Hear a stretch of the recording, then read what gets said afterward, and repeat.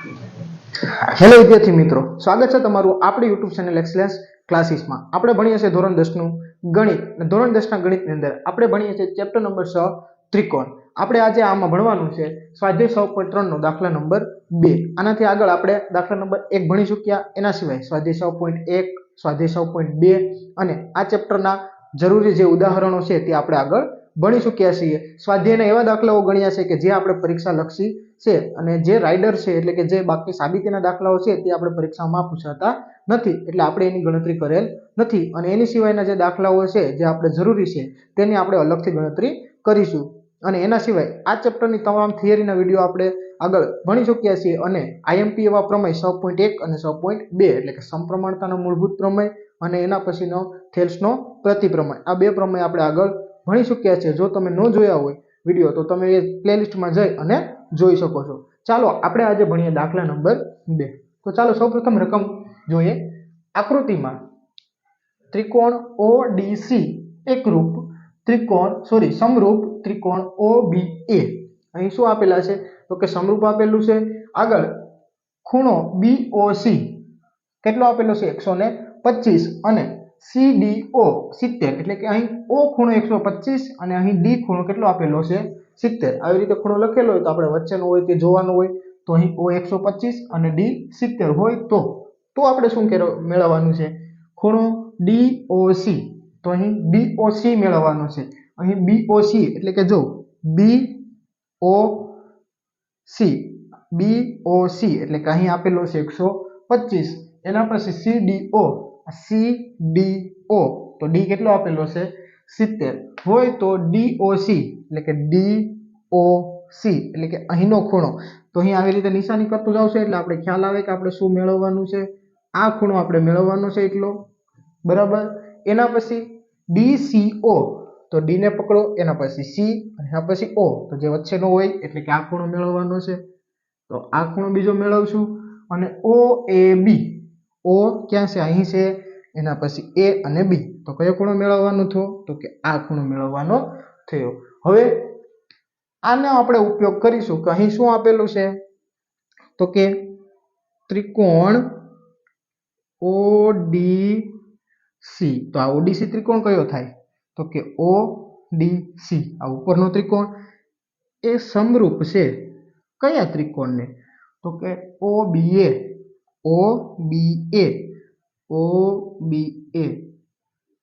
આના પરથી આપણે શું શું વસ્તુ કહી શકીએ તો કે જો બે ત્રિકોણ સમરૂપ છે તો એના બધા ખૂણાઓ કેવા હશે સમાન, અને એની જે બાજુઓ છે એનો ગુણોત્તર કેવો હશે તો કે ગુણોત્તર સમાન હશે. તો અહીં અનુરૂપ બાજુના ગુણોત્તરનું આપણે કશું કામ નથી, આપણે બધા ખૂણા મેળવવાના છે. કયો કયો ખૂણો તો કે DOC, DCO અને OAB. તો અહીં ખૂણાની જ વાત કરીશું તો કે O ખૂણાને સમાન છે તો કે બરાબર. જો ભાઈ આ ઉપરનો હશે એટલો નીચેનો હશે એવું કહેવા માંગે છે. તો ખૂણો O બરાબર ખૂણો O થશે. આ ઉપરનો O. DOC માં વાત કરીએ, DOC તો કયો ખૂણો થાય ઉપરનો, અને OB એની અંદર આપણે ખૂણાઓની વાત કરીએ તો BOA અહીં વચ્ચેનો ખૂણો તો એ બંને કેવા થશે સમાન. એના પછી D અને B સમાન થશે તો ખૂણો D કેટલો છે 70 અને ખૂણો B બંને કેવા થશે સમાન થઈ જશે. તો અહીં ખૂણો B પણ સમાન થશે એટલે ખૂણો B આપણે કેટલો મળી ગયો ડાયરેક્ટ તો ખૂણો B 70 મળી ગયો, બરાબર. તો કે હા. આગળ A અને અહીંથી C તો ખૂણો C બરાબર ખૂણો કેવો થશે તો કે ખૂણો A.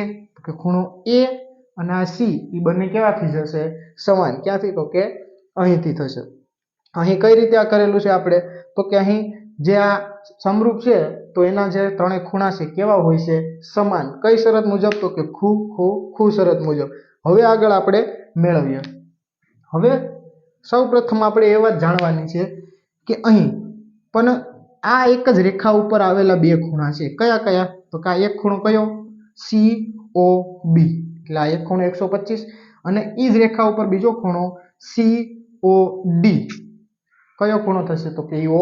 તો આ બંને છે એ એક રેખા ઉપર રેખિત ખૂણાઓની જોડ છે તો એ બંનેનો સરવાળો કેટલો હોવો જોઈએ તો કે 180 થાય. કુલ આમ કેટલું થાય 180. તો એનો મતલબ અહીં આપણે આવી રીતે લખશું, અહીં આ ખૂણો આપેલો છે, આપણે ક્યાં આપેલો છે અહીંથી, તો હું ત્યાંથી જ લખી દઉં કે ખૂણો BOC અને બીજો ખૂણો કયો, તો કે આ ઉપરનો લેવાનો છે તો COD અથવા DOC, આપણે ગમે એ લખીએ, આપણે જે મેળવવાનો છે એ નામ આપ્યું છે એ જ લખશું DOC.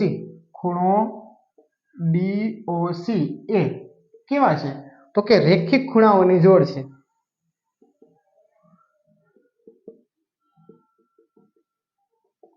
ખૂણાઓ છે, તેથી શું થાય, તો કે તેથી ખૂણો BOC વત્તા ખૂણો DOC બરાબર કેટલા થઈ જાય, તો કે 180 થાય. કેટલા થાય, 180. બંનેનો સરવાળો કેટલો થાય, 180 થાય. મેળવવાનો છે ખૂણો DOC, તો આપણે આવી રીતે કરી દઈએ, ખૂણો DOC બરાબર 180 માઇનસ આ ખૂણો સામે જશે એટલે કેવો થઈ જશે, માઇનસ, કેમ કે અહીં કેવું હોય, પ્લસ છે, સામે જશે માઇનસ, અને કિંમત પણ સાથે સાથે મૂકી દઉં છું, કેટલી છે 125, અથવા તો અહીંથી 125, 125 80 માંથી બાદ કરીશું તો કેટલા આવશે, તો કે 55. તો અહીં ખૂણો DOC બરાબર આપણે કેટલા મળી જશે, તો કે 55 મળી જશે. એટલે કે અહીં કયો ખૂણો મળ્યો કહેવાય, આપણે વચ્ચેનો O, DOC, એટલે કે આ ખૂણાની કિંમત આપણે કેટલી મળી ગઈ, તો કે અહીં મળી ગઈ 55. બરાબર. હવે કયો ખૂણો મેળવવાનો છે, તો કે હવે DCO, મતલબ કે DCO આ ખૂણો મેળવવાનો છે. તો હવે જો અહીં 70 અને અહીં 55 બે માપ આપી દીધા છે, તો આપણે ખ્યાલ છે કે ત્રિકોણના ત્રણેય ખૂણાનો સરવાળો કેટલો થાય, તો કે 180. તો બસ એ જ ઉપરથી હવે આપણે અહીં ડાયરેક્ટ દર્શાવી દઈએ, આવી રીતે આપણે લખી દઈએ કે D, અથવા તો બધામાં ત્રણ અક્ષરોનું નામ આપેલા છે તો ત્રણ અક્ષરના જ નામ આપીએ, CDO વત્તા COD, ખૂણો COD. તો જો અહીંયા બે ખૂણા અને એક ખૂણો આપણે મેળવવાનો છે DCO પ્લસ ખૂણો DCO, આ બરાબર કેટલા થાય, 180 થાય. હવે આ ત્રણેય ખૂણાના નામ કઈ રીતે લખ્યા, જો ફરી એકવાર સમજાવી દઉં છું. ત્રણ ખૂણા આપણે લેવાના છે, તો સૌપ્રથમ મારે D ને લેવો, તો D વચ્ચે આવવો જોઈએ, તો હું સીધી ચાલુ કરું CDO. એની જગ્યાએ હું શું કરી શકું, D ને O ને આગળ લઈ શકું, ODC એવું કરી શકું. બીજો ખૂણો તો કે મારે લેવો તો O, તો મેં C થી ચાલુ કર્યું COD, તો વચ્ચે O આવી ગયો. અને પછી એક ખૂણો બાકી રહ્યો તો ઓલરેડી નામ આપેલું હતું તો મેં D થી લખી લીધું DCO, અથવા હું અહીંથી ચાલુ કરી શકું OCD, એમાં કશો ફરક પડશે નહીં. તો DCO નામ આપણે આપેલું હતું એટલે એવી રીતે લખી દીધું. હવે આ બંનેના માપ છે આપણી પાસે, કેટલા છે, તો કે CDO, D નો માપ 70 અને O નો 55. તો અહીં લખી દઉં છું 70 પ્લસ 55 પ્લસ ખૂણો DCO બરાબર અહીં 180 આપેલા છે. તો હવે આ બંનેનો સરવાળો કરી સામે જવા દેશું, તો ખૂણો DCO બરાબર 180, 70 ને 55, 7 ને 5 12 ને 125 એટલે માઇનસ થઈ જશે 125. તો અહીં જો બંનેનો સરવાળો કર્યો, પ્લસ હતું ઓલી સાઈડ જશે એટલે માઇનસ, 180 માંથી 125 માઇનસ કરશું એટલે 55. તો ખૂણો DCO આપણે કેટલો મળી જશે, તો કે મળી જશે 55. તો અહીં બીજો ખૂણો પણ આપણે મળી ગયો, કેટલો, તો કે 55. પાઉચ કરતો ઘડીક જરા ખાટું રહી ગયું, એ દાખલો પૂરો 12 કે 16 કંઈક છે. ચાલો તો હવે બે મળી ગયા. હવે જો અહીં DCO મતલબ આ ખૂણો C છે, અહીં ઉપરનો C ખૂણો, તો હવે આપણે જોઈએ તો C ખૂણો અને A ખૂણો બંને કેવા છે, સમાન. તો આપણે અહીં A ખૂણો હજી મેળવવાનો છે, જો OAB, તો અહીં C અને OA બંને સમાન છે, તો તેથી આપણે અહીં લખી દઈએ આવી રીતે કે અહીં આપણે અહીં શરૂઆતમાં જ અહીં આપી દીધું છે કે ખૂણો C બરાબર ખૂણો A, એટલે અને બીજી રીતે લખવું હોય તો આપણે કઈ રીતે લખી શકીએ, એટલે કે જો ખૂણો DCO બરાબર બીજો ખૂણાનું નામ આપેલ છે એ જ લખી દઈએ આપણે, ખૂણો OAB. તો અહીં OAB નો માપ પણ આપણે કેટલો મળી જાય, તો કે જે આ C નો માપ આપણે કેટલો મેળવ્યો, તો કે 55. તો અહીં 55. તો આ ખૂણાનો માપ પણ આપણે કેટલો મળશે, તો કે 55. તો આપણે જે 3 માપ મેળવવાના હતા એ 3 માપ આપણે કેટલા મળે છે 55. આનું માપ લખી દઈએ આપણે ખૂણો OAB કેટલો મળી ગયો તો કે 55. તો અહીં દાખલા નંબર 2 ની અંદર 3 ખૂણા આપણે મેળવવાના હતા એ બધા જ નો માપ આપણે 55 મળે છે. આ 3 માપ 55. તો અહીં દાખલા નંબર 2 એક આ જે મેઇન પોઈન્ટ હતો તે શું હતો તો કે બંને સમરૂપ છે, સમરૂપના આધારે આપણે કરશું. અને પછી બીજું આપણે ખ્યાલ હોવું જોઈએ કે જે ખૂણાઓની જોડ છે તેના બે ખૂણાઓનો સરવાળો 180 થાય છે અને આખા જે ત્રિકોણ છે ત્રિકોણના ત્રણેય ખૂણાનો સરવાળો 180 થાય છે. એ બે પોઈન્ટ અને બીજું સમરૂપ છે એ સમરૂપના આધારે ખૂણાઓ સમાન છે એના આધારે અહીં આપણે 3 ખૂણાઓની કિંમત મેળવી. ચાલો તો હવે આપણે આગળ વધીએ. હવે અહીં દાખલા નંબર 2 પછી ડાયરેક્ટ આપણે દાખલા નંબર 15 ભણીશું, કારણ કે આનીથી જે વચ્ચેના દાખલાઓ છે તે બધે કેવા છે તો કે રાઇડર છે, એટલે કે બધી સાબિતીઓ છે. જે સાબિતીઓ આપણે બોર્ડની પરીક્ષાની અંદર નથી પૂછાતી. જેવા દાખલા આપણે બોર્ડની પરીક્ષાની અંદર પૂછાય છે તેવા જ દાખલાનો આપણે અભ્યાસ કરીશું અને વધારાના દાખલાનો પણ આપણે અભ્યાસ કરીશું. ચાલો તો અહીં જોઈએ દાખલા નંબર 15. તો અહીં દાખલા નંબર 15 માં કીધું છે એક 6 મીટર ઊંચા શિરોલંબ વાસનો જમીન પર પડતો પડછાયો 4 મીટર લાંબો છે.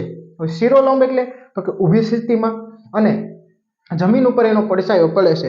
તો આપણે આકૃતિ દોરતા જઈએ તો જો ધારો કે આ શિરોલંબ વાસ છે. હવે એનો જમીન ઉપર પડછાયો પડે છે તો કંઈક આવી રીતે જમીન ઉપર અમુક અંતર સુધી પડછાયો પડે છે. કેટલું તો કે 4 મીટર. હવે એ શાના લીધે પડે છે તો કે સૂર્યના પ્રકાશના લીધે પડતો હશે. તો અહીં સૂર્ય રાખી દઈએ આપણે દાખલા તરીકે. તો અહીંથી આવી રીતે એનું કિરણ આવશે અને કંઈક આવી રીતે આપણે એને જોડી શકીએ. તો અહીં એક ત્રિકોણ તૈયાર થશે. આ આપણે શું રાખી દઈએ તો કે આ છે આપણો વાસ, એટલે કે અહીં નામ આપી દઉં છું A, B અને અહીં C. શિરોલંબ હશે એટલે અહીં ખૂણો કેટલાનો બનશે તો કે 90 નો. આ શું નામ આપણે લેવાનું છે તો કે વાસ. તો અહીં આ વાસ નો જમીનથી પડછાયો ચાલો આપણે ખાલી રાખી દઈએ કે અહીં આ શું છે તો કે શિરોલંબ વાસ છે. હવે એ કેટલા મીટર ઊંચો છે તો કે 6 મીટર. તો અહીં 6 મીટર અને એનો પડછાયો કેટલા મીટરનો છે તો કે 4 મીટર. તો આ જે નીચે છે તે શું હશે પડછાયો હશે તો કે 4 મીટર પડછાયો છે. આગળ વધીએ. એ જ વખતે એક મિનારાનો પડછાયો 28 મીટર લાંબો છે. તો મિનારાની ઊંચાઈ શોધો. દાખલા તરીકે ધારો કે કોઈ આવી રીતે મિનારા છે, મિનારાનો પડછાયો આ બાજુ પડે છે, કંઈક અમુક અંતર હશે, આપણે આપેલું નથી. શું આપેલું છે પડછાયો? હા, પડછાયો આપેલું છે. કેટલા મીટર તો કે 28 મીટર. અહીં આના માટે સૂર્ય હશે અને સૂર્યનું કિરણ આવી રીતે પડતું હશે, બરાબર. તો અહીં પણ આવી રીતે એક ત્રિકોણ તૈયાર થશે, બે ત્રિકોણ તૈયાર થાય છે. હવે આ જે મિનારા છે તે મિનારા કેવા હશે તો કે મિનારા પણ જમીનથી કેવા હશે શિરોલંબ સ્થિતિમાં હશે. તો અહીં પણ જે ખૂણો બનશે એ કેટલાનો હશે તો કે 90 નો. અહીં નામ આપી દઈએ, ચાલો અહીં નામ આપી દઈએ PQR. PQR. હવે તો કે જો અહીં આ બંને ત્રિકોણમાં આપણે ગણતરી કરવાની શું છે તો કે મિનારાની ઊંચાઈ. તો અહીં મિનારા તરીકે મેં કોને લીધા છે તો કે PQ. આ છે એ શું છે મિનારા. તો અહીં લખી નાખું છું મિનારા, એટલે તમને ખ્યાલ આવે. અને અહીં AB છે એ શું છે તો કે વાસ છે, બરાબર. અહીં આપણે આવી રીતે દર્શાવી દઈએ કે AB. તો AB શું છે વાસ. PQ અથવા તો સૌપ્રથમ આ ત્રિકોણની જ વાત કરી લઈએ BC. BC શું છે તો કે VC. અહીં વાસની ઊંચાઈ જ લઈ લઈએ સાથે સાથે. તો વાસની ઊંચાઈ આપણે આપેલી છે 6 મીટર. તો અહીં મીટર. એના પછી BC. તો આ BC આપણે શું લીધું છે તો કે પડછાયો. કોનો તો કે વાસનો. તો કે વાસનો પડછાયો. વાસનો પડછાયો બરાબર કેટલા તો કે 4 મીટર. આગળ વાત કરીએ તો મેં PQ. PQ શું લીધું છે તો કે મિનારા. અને મિનારાની કુલ Q થી P સુધી ઊંચાઈ છે. તો અહીં લખી દઉં મિનારાની ઊંચાઈ. મિનારાની ઊંચાઈ. અને એના પછી જે આ મિનારાની ઊંચાઈ છે તે આપણે આપેલી નથી, મેળવવાની છે, બરાબર. મિનારાની ઊંચાઈ શોધો. આગળ QR અથવા RQ. તો QR શું છે તો કે મિનારાનો પડછાયો. તો મિનારાનો પડછાયો કેટલો આપેલો છે તો કે 28 મીટર. તો મિનારાનો પડછાયો અહીં આપેલો છે 28 મીટર. હવે તો કે આ બે ત્રિકોણમાં 1 2 અને 3 માપ આપેલા છે અને બાકીનું આપણે કરવાનું છે. તો સૌપ્રથમ હું શું કરી શકું? તો કે અહીં જો કંઈક મારી પાસે એવું બને અને બંને ત્રિકોણો હું સમરૂપ સાબિત કરી દઉં તો પછી હું એવું કહી શકું કે બાજુઓનો જે ગુણોત્તર છે એ ગુણોત્તર કેવો હોય? તો કે સમાન હોય. તો આ બે બાજુઓ હું અનુરૂપ લઈ લઈશ અને આ બાજુઓ અનુરૂપ લઈ લઈશ અને પછી આ બાજુનું માપ હું મેળવી શકીશ. તો હવે સૌપ્રથમ પહેલી વાત કે મને ખૂણો બી અને ખૂણો ક્યુ સમાન દેખાય છે. તો કે હા, તો હું લખું છું કે ખૂણો બી બરાબર 90, એટલે કે શું છે? કાટખૂણો છે. અને ખૂણો અહીં છે ક્યુ, તો ખૂણો ક્યુ એ પણ કેટલો છે? 90. તો આ બે ખૂણા કેવા છે? અહીં સમાન છે. તથા આ બંને આ રીતે અને તથા આપણે બીજું શું લખી શકીએ? તો કે બીજું અહીંથી જો અહીં આપણે આનો સૂર્ય લીધો છે તો જે સૂર્ય દ્વારા અહીં કિરણો પડે છે અને જે અહીં ખૂણો છે અને અહીં સૂર્ય દ્વારા જ કિરણો પડે છે, આ સૂર્યના કિરણ દ્વારા જમીન સાથે, અને બંને કેવું છે? તો કે એક જ વખતે એક જ સમયે, તો બંનેના જે કિરણ છે સૂર્ય બંને માટે એક જ હશે. તો સૂર્યના જે કિરણો દ્વારા જે ખૂણા બનતા હશે એ બંને ખૂણા પણ કેવા હશે? તો કે સમાન જ હશે. કારણ તો કે એક જ સમયની વાત છે. તો મતલબ કે ખૂણો સી બરાબર ખૂણો આર થશે. મતલબ ખૂણો સી અને ખૂણો આર કેવા થશે?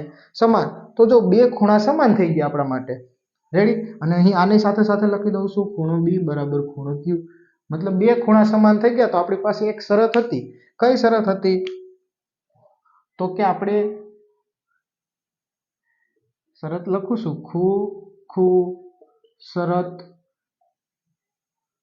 મુજબ. ખૂ શરત મુજબ શું થાય? તો કે જો બી અને સી ખૂણો છે એ ક્યુ અને આર ને સમાન છે. બી છે એ ક્યુ ને અને સી છે એ આર ને.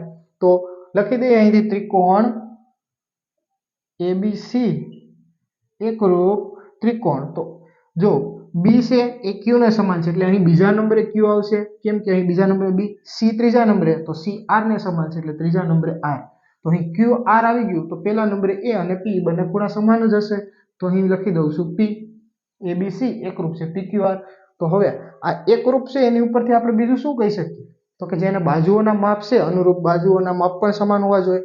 તો જો અહીંથી AB લઉં તો અહીંથી PQ અનુરૂપ બાજુ આ AB, તો એના અનુરૂપ કોણ થાય? PQ. તો અહીંથી PQ.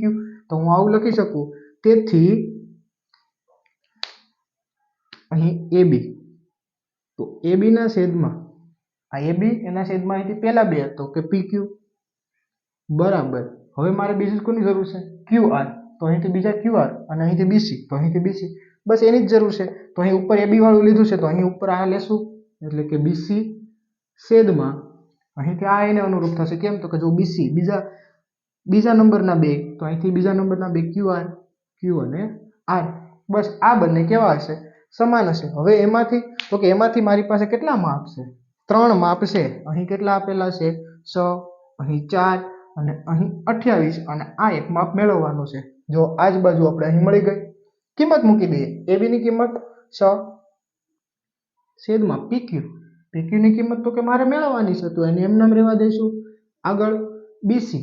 BC ની કિંમત 4 અને છેદમાં QR. QR ની કિંમત 28. તો અહીં 28 બરાબર. PQ ને કરતા બનાવી દઈએ. કઈ રીતે? તો અહીં છેદમાં છે અને સામે જવા દઉં છું એટલે આવી રીતે ઉપર લઈ લઉં છું. PQ 6 અહીંયા જ રહેશે. કેમ? તો કે મેં PQ ને સામે જવા દીધા છે એટલે 6 અહીંયા રાખશો એટલે 6 એમના એમ. હવે એના ગુણાકાર ને ભાગાકારમાં આવશે જે રકમ આવશે. તો કે જો 28 ભાગાકારમાં આ બાજુ લઉં તો ગુણાકારમાં આવશે એટલે 6 સાથે ગુણાકારમાં અને છેદમાં કેટલા? તો કે 4 અહીં અંશમાં છે, આ બાજુ આવશે છેદમાં. અહીં 4. તો હવે જો 4 સત્તા 28, 4 સત્તા 28. તો PQ બરાબર 6 ગુણ્યા 7 આવશે અને PQ બરાબર 6 સત્તા 42. તો આ 42 અને બધા માપ આપણા શેમાં છે? તો કે મીટરમાં. તો અહીં PQ કેટલા આવી જશે? 42 મીટર. તો આ આપણો શું થઈ જશે? જવાબ થઈ જશે. તો અહીં કોયડા સ્વરૂપે આપણે જવાબ લખવો પડશે. કોયડો પૂછેલો મિનારાની ઊંચાઈ, તો અહીં લખી દઈશું મિનારાની ઊંચાઈ કેટલી હશે? તો કે 42 મીટર હશે. અહીંયા આપણે કઈ રીતે જવાબ મેળવ્યો તો કે આપણે સમરૂપતાની જે શરત છે એનો આપણે ઉપયોગ કરવો પડ્યો અને અહીંયા આપણે 4 બાજુના માપમાંથી 3 બાજુના માપ આપેલા હતા એક મેળવવાનો હતો જે આપણે અહીંથી સૂત્ર બનાવ્યું એવી રીતે બની શકે અથવા જો આ ન હોય તો એની જગ્યાએ આ બાજુ લેવાની હોત તો પણ આપણે AC અને PR લઈ શકત. તો અહીં દાખલા નંબર 15 ની ગણતરી આપણે આવી રીતે કરીશું. આ ઘણી બધી જે બુકો છે એની અંદર ઘણી બધી બુકોમાં IMP માં દાખલો આપેલો છે અને ઘણી વખત આ રિપીટ દાખલો થાય છે. તો આ દાખલો આપણે ખાસ ધ્યાન રાખીશું અને શીખી લેશું. તો આ વિડીયોમાં આપણે અહીં સુધી રાખીશું. આનાથી આગળના જે મોસ્ટ IMP વિડીયો એટલે મોસ્ટ IMP જે દાખલાઓ આપણે ભણવાના છે તે હવે આપણે આગળના વિડીયોમાં જોઈશું.